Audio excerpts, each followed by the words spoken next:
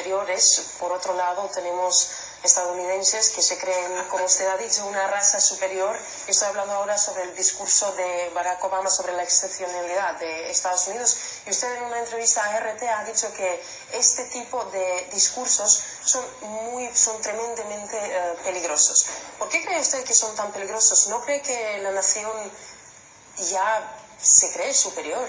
Déjeme completar la idea anterior. Uno de los principales instrumentos para esa inmovilización del pueblo ecuatoriano, para convencernos de que las buenas carreteras eran para los demás, tener energía era para el resto, tener buena educación para el primer mundo. Tal vez el principal instrumento era el poder mediático, que con esas tácticas, consciente e inconscientemente, busca inmovilizar. Y ellos siempre estar por encima del bien y del mal, ¿no? Y ellos ser los que dictan la agenda política, etcétera. Todo eso se ha superado. Con respecto a Estados Unidos, sí, yo he vivido en Estados Unidos y creo que el pueblo norteamericano es un pueblo excepcional, como el pueblo ruso. Su gran sacrificio en la Segunda Guerra Mundial, el gran vencedor de la Segunda Guerra Mundial fue la Unión Soviética en ese momento. Ciudades como San Petersburgo, la cual visité ayer, como Moscú, fueron declaradas ciudades heroicas por todo lo que dieron, ¿no? 20 millones de bajas, Estados Unidos tuvo medio millón, o sea, 40 veces más tuvo la Unión Soviética. Entonces creo que cada pueblo, en cierto sentido, es excepcional. El problema es que creerse excepcional y con ello árbitros del bien y del mal, ahí sí es tremendamente peligroso. Y temo que eso ha pasado recurrentemente en los gobiernos de Estados Unidos y expresado en su política internacional. Creerse los árbitros del bien y del mal. Y nosotros somos partícipes de un mundo multipolar, democrático, donde se actúe en base a reglas de juego y no un gobierno de un país que se crea superior al resto, el gendarme mundial, y más aún, al mismo tiempo caiga en tremendas contradicciones, como el espionaje masivo que se ha evidenciado en los últimos días, o como armas químicas que se han encontrado en Panamá. También hablando del espionaje, usted ha declarado que este injusto orden mundial, que espere que pronto se acabe. ¿Cómo ve usted al mundo dentro de, digamos, 20 años? ¿Y si cree que algo va a cambiar? Si soy economista, no parapsicólogo. Mire, nosotros somos idealistas con los pies bien puestos sobre la tierra. Yo he dicho que el orden mundial no es solo injusto, es inmoral. Y de eso voy a hablar en la Universidad de Amistad de los Pueblos, el día de mañana, de cómo todo está en función del capital, lo que llamo el imperio del capital, cómo procesos alternativos como el ecuatoriano, que buscan la justicia social, romper dominaciones de siglos de poderes fácticos, se enfrentan no solo a esos poderes fácticos nacionales, sino a poderes fácticos internacionales, el poder mediático transnacional, el capital internacional, países hegemónicos que buscan el sometimiento, no buscan la liberación de nuestros pueblos. Pero sabemos también, y ese es uno de los graves errores de la izquierda, de cierta izquierda al interior de nuestros países, creer que de nuestros países vamos a cambiar ese orden mundial. Entonces que nosotros vamos a cambiar la división internacional de trabajo dejando de explotar nuestro petróleo.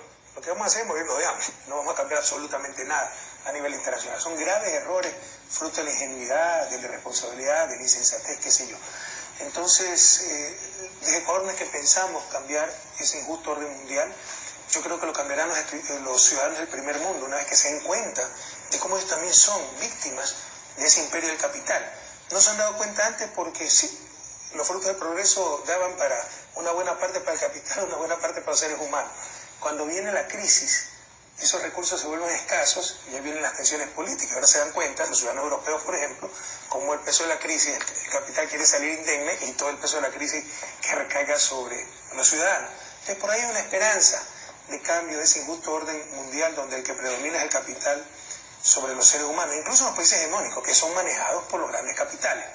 Desde Ecuador no aspiramos a cambiar eso, pero sí a proteger a nuestro pueblo de ese injusto orden mundial. Y para eso se requiere la integración latinoamericana, para unidos ser más fuertes y tener más presencia internacional. Y le insisto, si no cambiar ese injusto orden mundial, que es muy difícil todavía desde América Latina, no tenemos el peso para hacerlo, sí proteger a nuestros pueblos de todos los abusos de ese orden que no es solo injusto, es inmoral y donde todo está en función del capital. Ecuador participa activamente en los cuerpos que sirven para integrar más América Latina, como por ejemplo UNASUR, CELAC, que después del caso del avión de Evo Morales, creo que se han estrechado más los brazos entre los pueblos. ¿Qué mensaje se quería enviar? Pero ya que toca UNASUR, porque algunas veces uno habla a nivel de conceptos y con conocimiento previo que tal vez la audiencia no la tiene. ¿Cómo es que con la integración, por ejemplo, podemos proteger nuestro injusto orden mundial? Uno de los instrumentos, el imperio del capital, o sea, la izquierda siempre se acostumbró a luchar contra el imperialismo. Pero creemos que el imperialismo en el siglo XXI son botas, cohetes, misiles. No, el imperialismo ahora son los dólares y todas las estructuras que tiene para someter a nuestros países. Y una de esas estructuras son estos centros de arbitraje, donde cualquier transnacional puede llevar un Estado soberano y siempre esos centros de arbitraje están en función del capital. Entonces, ¿cómo con integración podemos proteger a nuestro pueblo de esos abusos? El caso Chevron, por ejemplo, con centros de arbitraje a nivel de UNASUR. Entonces, te veo un hecho concreto, un ejemplo concreto de cómo con la integración, con UNASUR, podemos tener estructuras más justas. Nadie está en contra de seguridad jurídica para las inversiones, pero lo que producen esos tratados de protección recíproca de inversiones no es proteger los derechos del capital, sino los abusos del capital y sobre los derechos de los pueblos, sociedades, naciones enteras. Este es un ejemplo claro del imperio del capital. Todas estas estructuras internacionales en nombre de la seguridad jurídica, donde cualquier transnacional, sin ningún requisito previo, sin recurrir a cortes nacionales, puede llevar un Estado soberano a estos centros de arbitraje, con árbitros que van y vienen de esas propias transnacionales y están en función de ellas. Sobre el incidente con Evo Morales, que fue terrible, miren, yo tengo que ser un frontal, no creo que no haya unido más. De hecho, esa reunión de UNASUR tuvo que ser autoconvocada, básicamente. Hubo dos países que se opusieron a esa reunión de emergencia para un hecho tan grave como haber puesto en riesgo la vida de un jefe de Estado latinoamericano, sudamericano, e incluso haber roto normas internacionales, libre uso del espacio aéreo, etc. En UNASUR las decisiones se toman por consenso, lo cual yo creo que es una trampa, y para convocar una reunión especial se requería el consenso. Hubo dos países que se opusieron a esa reunión. Entonces no nos engañemos, no creo que muchos presidentes reaccionamos rápidamente, pero no hubo el consenso que ameritaba la situación, y eso refleja algo más profundo, más grave, que es una contraofensiva conservadora en la región. A principios de siglo, como que si la derecha, los grupos conservadores estuvieron descuidados, confiados, surgieron gobiernos progresistas, Venezuela, Bolivia, Argentina, Nicaragua, Ecuador, Paraguay, Uruguay, Chile mismo. Pero esa derecha internacional, esos grupos de poder, esos países hegemónicos, que no son tontos, se dieron cuenta del cambio de época que está viendo América Latina y prepararon ya la respuesta a todo aquello. Y tenemos Alianza del Pacífico, tenemos la imposición de lo mismo de siempre, el libre comercio, buscar grandes mercados, no grandes sociedades, buscar consumidores, no buscar ciudadanos, y en América Latina se siente una contraofensiva de esas fuerzas conservadoras. Señor presidente, usted ha mencionado el caso de Chevron Texaco, que han dejado un daño ambiental terrible en su país. Usted hace poco ha estado en Lago Agrio para verlo y enseñarlo al público, pero a lo mejor hay algo más peligroso ahí. Ahora Chevron ha llevado en la Corte Internacional al Estado ecuatoriano, quiere que el Estado pague por los resultados de este juicio, y en realidad es Chevron el que debería pagar unos 19.000 millones de dólares al Estado ecuatoriano. A lo mejor esa sería una manera de dejar el Estado en quiebra, a lo mejor es un nuevo mecanismo. Ese, Yelena, es un claro ejemplo del imperio del capital. Cómo el capital internacional no puede ser juzgado, cómo el capital internacional no debe asumir su responsabilidad. Es indudable lo que hizo Chevron en Ecuador.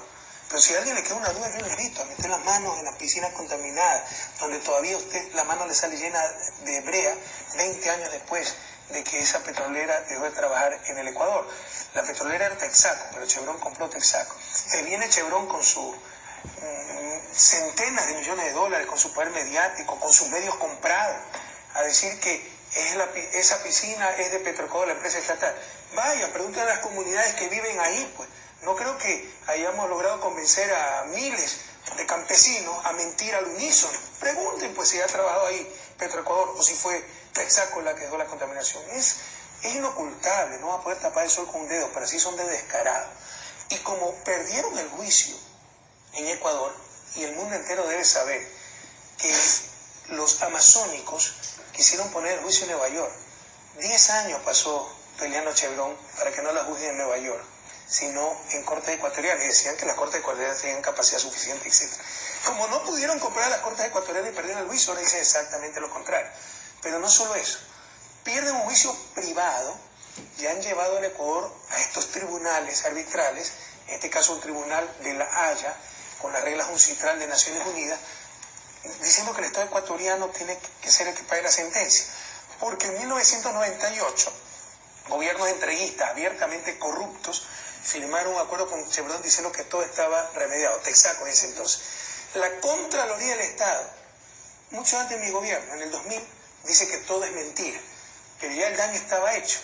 Nadie puede alegar en su favor su propia torpeza, es un principio jurídico. Funcionarios corruptos ecuatorianos, manejados por esta empresa corrupta y corruptora, dijeron que todo estaba arreglado. Pero eso impedía que el Estado ecuatoriano demande, no que privado demande. Como Estado ya no puede imponer obligaciones, restringir derechos de privado. Entonces las comunidades amazónicas sí demandaron a Chevron Texaco. Pero en base a ese acuerdo, Chevron Texaco va al Tribunal de La Haya a decir que el que tiene que pagar es Ecuador. Pero ¿cuáles son los pequeños detalles? Texaco dejó de trabajar en Ecuador en 1992. El Tratado de Protección Recíproca de Inversiones con Estados Unidos, en base del cual se fundamenta la demanda de Chevron contra Ecuador en La Haya, es de 1997. Están aplicando retroactivamente el tratado, es algo descarado. Es algo, si lo hiciera un juez nacional, se va preso por prevaricato. Pero no solo eso, sino que el tratado es para problemas entre Estado y empresa. El juicio del Lago Agrio, como se llama, porque la capital del Sucumbío se llama Lago Agrio, donde los amazónicos ganaron a la empresa Chevron Texaco, es un juicio entre privados, ni siquiera es materia del tratado. Pese a eso, se declara competente el tribunal, pero no solo aquello. Por si acaso, declarándose competente significa que los árbitros ganan 200.000, 300.000 dólares pagados por el propio Estado. Es decir, declararse incompetente para un juicio es el peor negocio para los árbitros. Hay conflictos de intereses, hay mucha deshonestidad, mucha corrupción en esos centros. Pero no solo eso. En una de sus primeras medidas, el tribunal ordena al gobierno que suspenda la sentencia. O sea, no se han enterado que en Ecuador hay un Estado de Derecho, independencia y funciones. Pero eso nos pidieron. Y siguen las jugarretas para tratar de dejar en la impunidad este caso, en la impunidad a Chevron Texaco, y hacer que pague el Estado ecuatoriano. Esto lo debe saber el mundo entero. Esto es un gran ejemplo del imperio del capital. Como con su dinero, con su lobby, con sus tribunales, prácticamente ad hoc, ¿no? Estas transnacionales se creen por encima de la ley y quieren quedar en impunidad. Bueno, el equipo de RT también ha estado en el Lago Agrio, ha hecho una película que se llama Tierras Manchadas y los espectadores lo pueden ver en nuestra página web ahora, actualidad.rt.com, que explica el caso de Chevron. Sí, es que no se puede ocultar eso. Vayan ustedes a la selva, pero no con el gobierno, vayan con los amazónicos. ¿Dónde trabajó Chevron? Aquí. Texaco en ese entonces, meten la mano y sacan la contaminación. Es que aquí trabajó alguna vez Petroecuador, nunca. O sea, no hay vuelta que darle, no se puede ocultar. Pero pese a lo contundente de la evidencia, la gente cree que con sus millones, con su prepotencia, con su poder mediático, ahí sí, ellos sí con sus jueces comprados en Estados Unidos, con su cabildo ante el Congreso, pueden aplastar la dignidad de un país pequeño, pero grande, en dignidad y soberanía, independencia como Ecuador, y pueden pues quedar en impunidad. El mundo debe conocer esto. Sí. Señor presidente, de aquí es lógico que hablemos un poco de Suní también, que Ecuador ahora quiere explotar sus tierras. ¿Cómo ha conseguido el apoyo de los amazónicos y de los asambleístas, que en realidad es mucho apoyo que tiene y ha habido mucha polémica en la prensa sobre la explotación? Bueno, en la prensa, usted sabe, la clase de prensa que tiene América Latina y particularmente Ecuador debe ser de la prensa de peor calidad y más corrupta del planeta, ¿no? Ha habido denuncias muy claras del propio Vargas Llosa, de derecha, escritor de Diario El Comercio de Lima, diciendo prensa amarillista, manipula, se mete en política y nadie hace nada, porque todo el mundo le tiene terror al poder mediático. Pues debe entender Rusia y el mundo que en América Latina el poder mediático es un poder de derecha que trata de